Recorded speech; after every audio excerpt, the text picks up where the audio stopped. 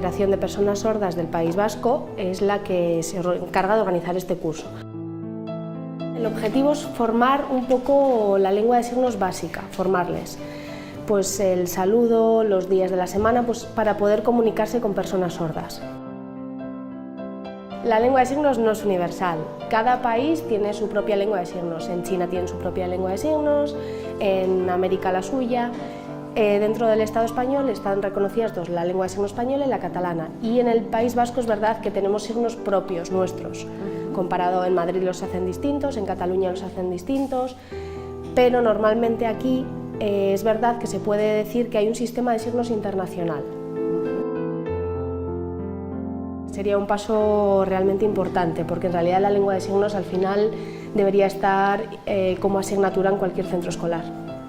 Porque al final la lengua de signos, si se consigue incluir, pues la sensibilización hacia la sociedad sería mayor, las barreras de comunicación las conseguiríamos eliminar. En Estados Unidos, por ejemplo, hay una universidad que solamente es para sordos. Cualquier oyente puede acceder a ella, pero tiene que saber lengua de signos americana. Aquí, por ejemplo, no podemos acceder al cine, no hay subtitulación, o no podemos ir al teatro, o hay distintos ámbitos a los que no podemos acceder porque hay gente que no sabe la lengua de signos y al final es una barrera de comunicación con las personas sordas.